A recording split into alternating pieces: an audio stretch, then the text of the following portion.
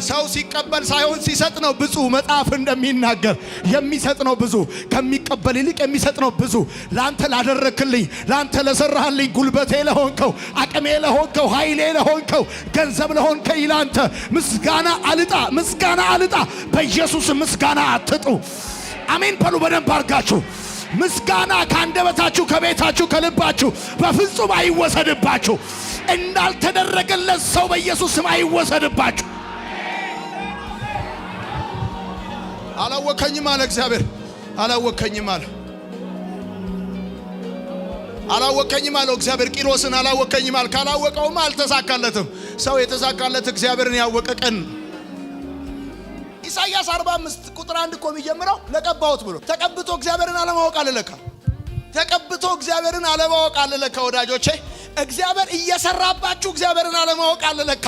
እግዚአብሔር እያደረገባችሁ እየተገለጠባችሁ እግዚአብሔርን አለማወቅ አለለካ። ለቀባሁት አለና ለቀባሁት አለ። አላወከኝም አለ። ለካ ሰው ተቀብቶም እግዚአብሔርን ላያውቅ ይችላል። በኢየሱስ ስም መቀባት ብቻ አይደለም፣ መቀባት ብቻ አይደለም፣ መንፈስ ቅዱስ በእናንተ መስራቱ ብቻ አይደለም። መንፈስ ቅዱስን በሙሉ ማንነታችሁ በሙሉ ሕይወታችሁ በኢየሱስ ስም ማወቅ ይሰጣችሁ።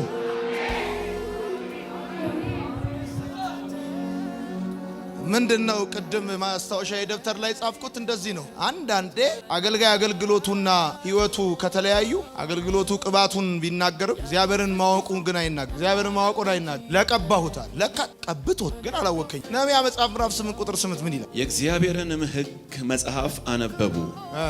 እዝራም እግዚአብሔርን ማወቅ ያስተምር ያስታውቅ ነበር። ሕዝቡን እዝራም እግዚአብሔርን ማወቅ ያስተምር ያስታውቅም ነበር። ማስተማር ብቻ አይደለም ያስታውቅም ነበር አለ። ምን አይነት ብሌሲንግ ነው! ምን አይነት ብሌሲንግ! እግዚአብሔርን ማወቅ ያስተምር ነበር ያስታውቅም። ምን አይነት መባረክ ነው! እግዚአብሔርን ማወቅ ምን አይነት መባረክ ነው! እግዚአብሔርን ማወቅ እኮ ማትረፊያ ነው። እግዚአብሔርን ማወቅ እኮ ኮንፊደንስ ነው። አጃጃጃጃጃጃጃጃ እግዚአብሔርን ማወቅ ያስተምር ነበር አለ። ደግሞ ያሳውቅም ነበር አለ። የተከፈተ ደጅ ያልተከፈተ አይን፣ የተከፈተ ደጅ ያልተከፈተ አእምሮ። አየ እናንተ ደጁ አልተከፈተላችሁም፣ አይናችሁ ግን ተከፍቷል። ስለዚህ ደጁ በተከፈተላቸውና አይናቸው ባልተከፈተላቸው ሰዎች እንዳትቀኑ አልሰማችሁኝም ያልኩትን ደጅ በተከፈተላቸውና አይን ባልተከፈተላቸው ሰዎች እንዳትቀኑ። ወዳጆቼ ቂሮስ የሚባለው ሰውዬ በአራተኛ ደረጃ ምን የለውም መሰላችሁ? የመለኮታዊ ኃይል ንክኪል ማለት ይሄ የእግዚአብሔር የመንፈስ ቅዱስ ሀሎት የመንፈስ ቅዱስ ፕሬዘንስ ነው። ከእግዚአብሔር መለኮታዊ ኃይል ጋር ምንም አይነት ንክኪል። በሁለተኛ ጴጥሮስ መጽሐፍ ምዕራፍ 1 ቁጥር 2 እስከ 3 ምን ይላል የእግዚአብሔር ቃል? የመለኮቱ ኃይል በገዛ ክብሩ እና በበጎነቱ የጠራንን በማወቅ ለሕይወትና እግዚአብሔርን ለመምሰል የሚሆነውን ነገር ሁሉ ስለሰጠን። አያችሁ፣ የመለኮቱ ኃይል በገዛ ክብሩና በበጎነቱ ነው የሚለው። ይሄ እግዚአብሔርን ማወቅ የመለኮት ኃይል ውጤት ነው። ሰው ከእግዚአብሔር መለኮታዊ ኃይል ጋር ኤክስፒሪየንስ ሲኖረው ነው፣ ንክኪ ሲኖረው ነው እግዚአብሔርን ማወቅ የሚባል ነገር ህይወት ውስጥ የሚመጣው። ሰው እግዚአብሔርን ማወቅ የሚችለው ቸርች ስለመጣ አይደለም። ሰው እግዚአብሔርን ወደ ማወቅ ሊያድግ የሚችለው ፕሮግራም እየተገኘ በር ተከፍቶለት ስራ ስለያዘ ምናምን አይደለም። የመለኮት ኃይል ንክኪ ይፈልጋል። ብዙ ሰው ቸርች ውስጥ የሚኖረው እኛ እሳት ስንል ምንም ሰው ኖር። ሁልጊዜ እኮ ምሳሌ ይሰጣሉ። አንድ ሰው በጣም ቢቆነጥጠኝና ምን ያህል እንዳመመኝ በምን ታውቃላችሁ? አታውቁ። እኔን ቢቆነጥ የመለኮት ኃይል የተወሰኑ ሰዎችን ስለነካ አንተን ካልነካ ምንም አይጠቅምም። እግዚአብሔርን ማወቅ የሚሰጥህ የመለኮት ኃይል ንክኪ ሲኖርህ። ለዚህ ነው እንደውም የመለኮት ኃይል ንክኪ የለውም ማለት ከመንፈስ ቅዱስ ጋር ከእግዚአብሔር መለኮታዊ ህልውና ጋር ቂሮስ አይተዋወቅም። ከብዙ ነገስታት ጋር ይተዋወቃል። ከብዙ ቢዝነስማኖች ጋር ይተዋወቃል። የተሰወረ ሀብት ተሰጥቶታል።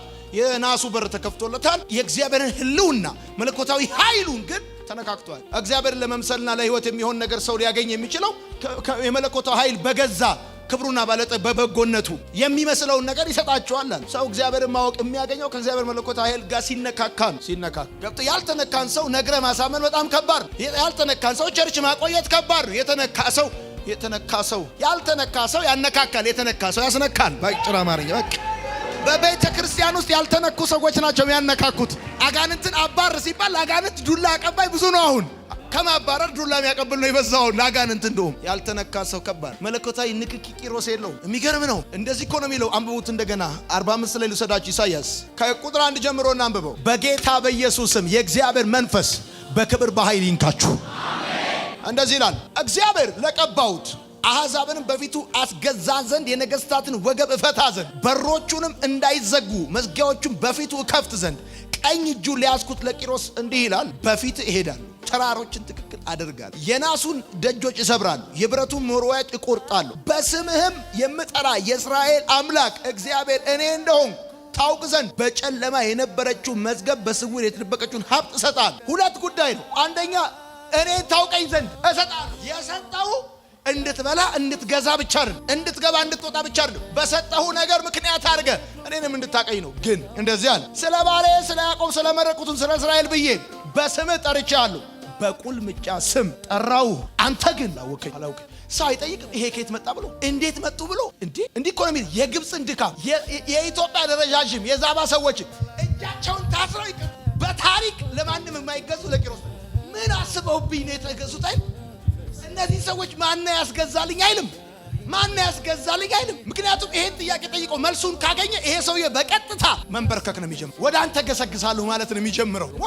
በምን ስም እንደጠራው ስማ ለቀባሁት እግዚአብሔር ለቀባሁት ያለው ኢየሱስ ነው። ልጁን በጠራበት ማዕረግ ጠርቶት አቆ ከዛ እንደዚህ ነው የሚለው አላወከኝም እኔ እግዚአብሔር ነኝ አለ። አሁን እግዚአብሔር ራሱ መናገር ጀመረ። ከኔም ሌላ ማንም የለም፣ ከኔም በቀር አምላክ የለም። በፀሐይ መውጫና በምዕራብ ያሉ ከኔ በቀር ማንም እንደሌለ ያውቁ ዘንድ አስታጠቋል። አንተ ግን አላወከኝም እኔ እግዚአብሔር ነኝ፣ ከኔም ሌላ ማንም የለም አለ። ብርሃንን ሰራው፣ ጨለማን ፈጠርኩ፣ ደህንነትን እሰራለሁ፣ ክፋትን እፈጥራለሁ። እነዚህን ሁሉ ያደረግኩ እግዚአብሔር ነኝ። እግዚአብሔር ለዋለ ክፋትንም እፈጥራለሁ እንደ አስፈላጊነቱ ከተፈለገ እፈጥራለሁ። እነዚህን ሁሉ ያደረግኩ እግዚአብሔር ነኝ አለ። እናንተ ሰማያት ከላይ አንጠባጥቡ፣ ደመናም ጽድቅን ያዝንቡ፣ ምድርም ትከፈት፣ መድኃኒትን ታብቅል፣ ጽድቅም በአንድነት ይብቀል። እኔ እግዚአብሔር ፈጥሬዋለሁ አለ። መሰረቱ ይሄ ስለ ክርስቶስ የተነገረ ትንቢት ከሰሪው ጋር ለሚታገለው ወየውለት። በምድር ሸክላዎች መካከል ያለ ሸክላ ነው። ጭቃ ሰሪውን ምን ትሰራለህ ወይ ስራ እጅ የለውም ይላልን? አባትን ምን ወልደሃል ወይም ሴትን ምን አማት ለሚል ወይ የእስራኤል ቅዱስ ሰሪው እግዚአብሔር እንዲህ ይላል ስለሚመጣው ነገር ጠይቁኝ፣ ስለ ልጆቼ እና ስለ እጄ ስራም እዘዙኝ። እኔ ምድርን ሰርቻለሁ፣ ሰውንም በእርሷ ላይ ፈጥሬያለሁ። እኔ በእጄ ሰማያትን ዘርግቻለሁ፣ ሰራዊታቸውን ሁሉ አዝዣለሁ። እኔ በጽድቅ አስነስቼዋለሁ፣ መንገዱን ሁሉ አቀናል።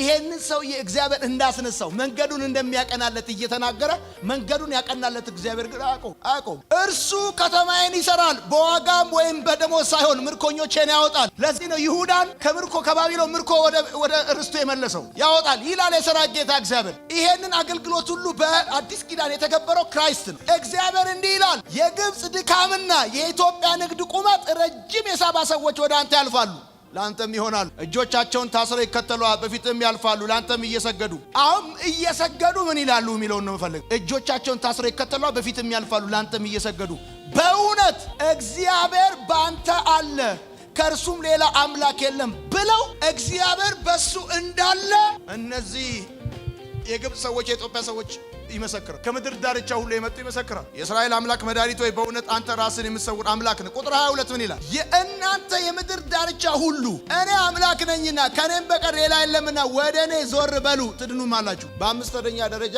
ቂሮስ ሚስ ያደረገው ነገር የእግዚአብሔርን ጽድቅ የእግዚአብሔር መድኃኒት ሚስ አደረገ። የብዙዎቻችንም ጸሎት ባይተወይ ከተከፈተ በር ጋር ነው። ከከፋችሁ ጋር ተከፈተ በጌታ በኢየሱስ። የከፈተላቸውን አያውቁትም፣ የተከፈተላቸውን በር ነው የሚያውቁት። የተቀበሉትን እንጂ የሰጣቸው ጌታ አያውቁትም። እሱ አምላካችሁ እግዚአብሔር ሰማያትን ሞልቷል፣ ውበቱ እጅግ ያማረ። ዮሐንስም እንደዚህ ያለ ባየሁት ጊዜ እንደሞተስ አይገርማችሁ?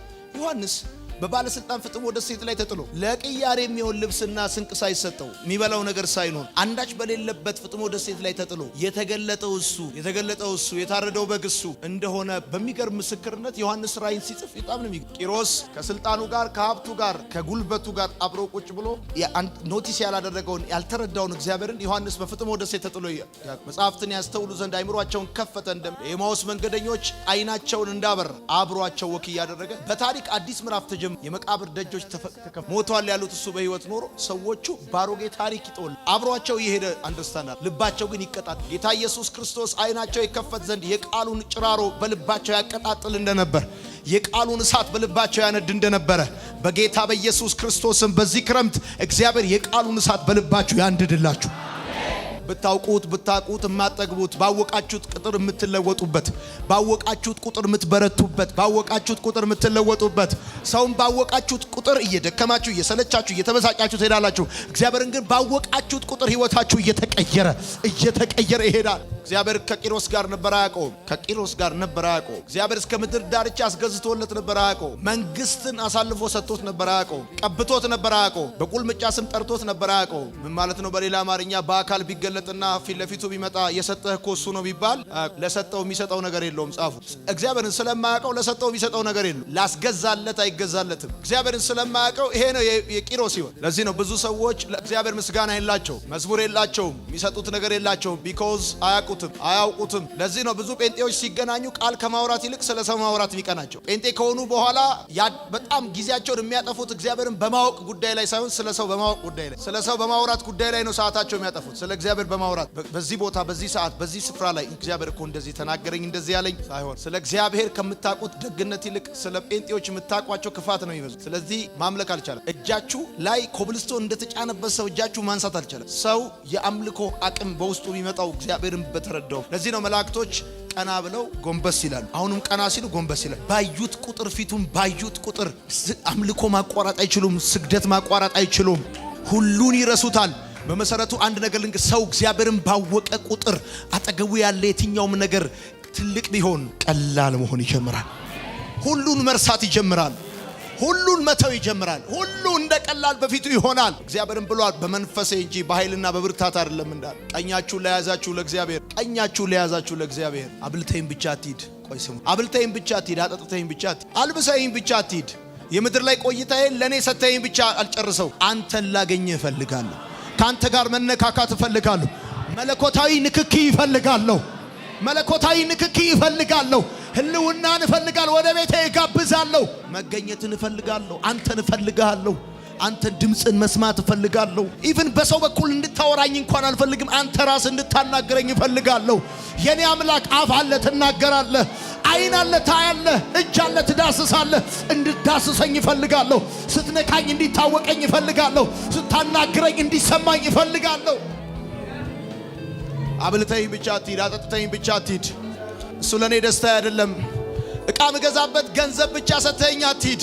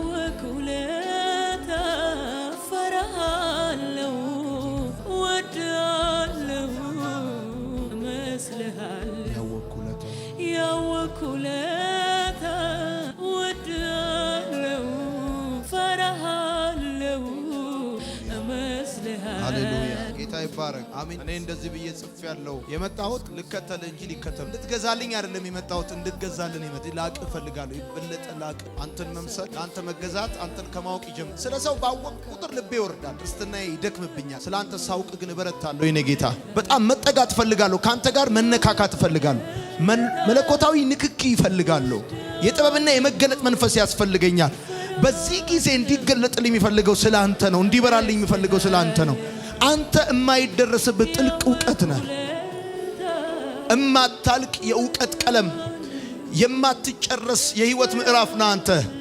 ለሚጠጉ ሁሉ ዋስትና ነህ ሃሌሉያ ጌታ ይባረክ እንዲህ ብላችሁ ጻፉ ብዬ የምላችሁ ሐሳብ በጽሁፍ ስለሚታሰር ነው እሺ ወዳጆቼ ሰው የማይጠፋ ሀብቱ እግዚአብሔር የማይጠፋ ሀብቱ ብል የማይበላው ሀብቱ እግዚአብሔርን ማወቅ ብል የማይበላው ሀብት ነው የማይጠፋ ሀብቱ ነው ፋሽን የማያልፍበት ሀብቱ ነው እግዚአብሔርን ማወቅ ሀብቱ እግዚአብሔርን የማወቅ ፍላጎት በውስጣችን ራሱ የማይኖረው እግዚአብሔርን ማወቅ እንደ ትሬዠር እንደ ሀብት ስለማን የተሰወረው መዝገብ ቢሰጣችሁም እግዚአብሔር እሱ ግን ለጊዜው ሰው የማይጠፋ ሀብቱ እግዚአብሔርን ማወቁ በእግዚአብሔር ቤት የሚያቆያችሁ እግዚአብሔርን ማወቃችሁ ፓስተሩ ማወቃችኋል። እነዚህ ዛሬ ወገባቸውን የፈቱለት ነገስታት ለቂሮስ የአንድ ሲዝን ናቸው። የአንድ ሲዝን በላይ የተነካውበት አንዱ ሐሳብ ይሄን በፊቱም ያልፋሉ እግዚአብሔርም ከሱ ጋር እንዳለ ያውቃል። ግን ይሄ እንዴት ያላል እግዚአብሔር ከሱ ጋር እንዳለ ሌላ ሰው ያውቃል። የአብሮነቱን በረከትና ክብር ቂሮስ ኤክስፒሪየንስ አላረገውም፣ አልተረዳውም። ሰው ረክቶ የሚረካው ጠግቦ የሚጠግበው ተደስቶ የሚደሰተው እግዚአብሔር ከሱ ጋር እንዳለ ሲያቅ። ስለዚህ እንዲህ ብላችሁ ጻፉ፣ ምገዛበት እንድሰጠኝ አይደለም የመጣሁት ልገዛልን የመጣሁት እኔ ራሴ ላንተ ልገዛ ነው ያወቅኩ ለታ ብላችሁ ቅረብሃ ለወቅ አብልጬ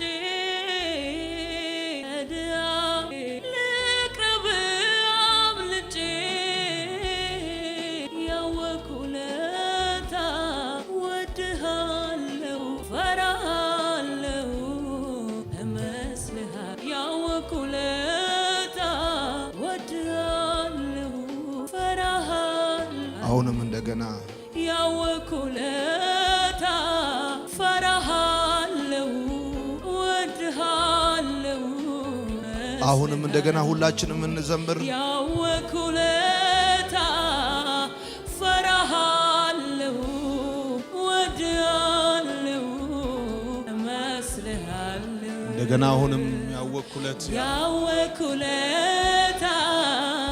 ወድሃለው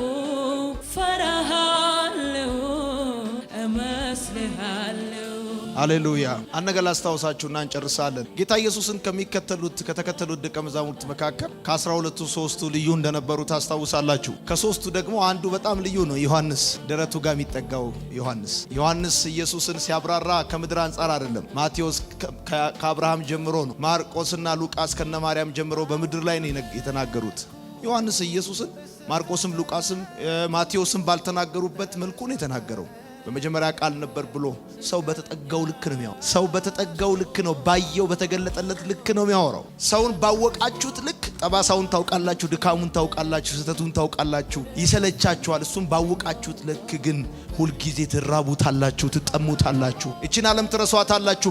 ዮሐንስ ኢየሱስን በሚገርም መልኩ ነው። ዮሐንስ ኢየሱስ ስላደረጋቸው ታምራቶች እኮ አልጻፈም። ኢየሱስ ካደረጋቸው ታምራቶች በጣም ጥቂቱን ነው ዮሐንስ የጻፈው። ዮሐንስ የጻፈው ስለ ኢየሱስ በመጀመሪያ ቃል ነበር፣ ቃልም በእግዚአብሔር ዘንድ ነበር፣ ቃልም ሥጋ ሆነ እያለ ጠቅላላ ያደረገው የተናገረው ሁሉ ስለ ኢየሱስ ነው። ዮሐንስ፣ ማቴዎስ፣ ማርቆስ እና ሉቃስ ስለ ኢየሱስ መከራ ብዙ ነው ያወሩ። ዮሐንስ ግን ስለ ኢየሱስ መከራ ያወሩ፣ ስለ ዘላለም ማንነቱ፣ እሱ ከዘላለም እንደነበረ ሰው እግዚአብሔርን በተጠጋው ልክ ነው ስለ እግዚአብሔር፣ ስለ ጌታ፣ ስለ ኢየሱስ። ስለዚህ አንድ ነገር ላስታውሳችሁና ልጨርስ። ከዚህ በፊት የተናገሩ በሰርግ ቤት የተመረጠ የተወደደውና ተቀዳሚውን ምግብ የሚበላው ለቡፌው የቀረበ ሳይሆን ለሙሽራው የቀረበ። ለሙሽራው በቀረባችሁ ቁጥር ትቀድማል። እግዚአብሔርን ማወቅ፣ ስለ እግዚአብሔር መንግስት ማወቅ ለእናንተ ግን ተሰጥቷችኋል እንደሚል መጽሐፍ። የተከፈተ ደጅ ባልተከፈተ አይን ባልተከፈተ አእምሮ እግዚአብሔርን ሳታውቁ የምታገኙት ማጣት፣ እግዚአብሔር በሌለበት እግዚአብሔርን ሳታውቁ የሚኖራችሁ ሙላት ጉድለት ነው። እግዚአብሔርን ባለማወቅ የሆነ ክብር ሁሉ ውርደት። እግዚአብሔርን ከማያውቅ ባለስልጣን እግዚአብሔርን የሚያውቅ ምስኪን ተራ ሰው እንዴት ያለ እሱ የተባረከ ሰው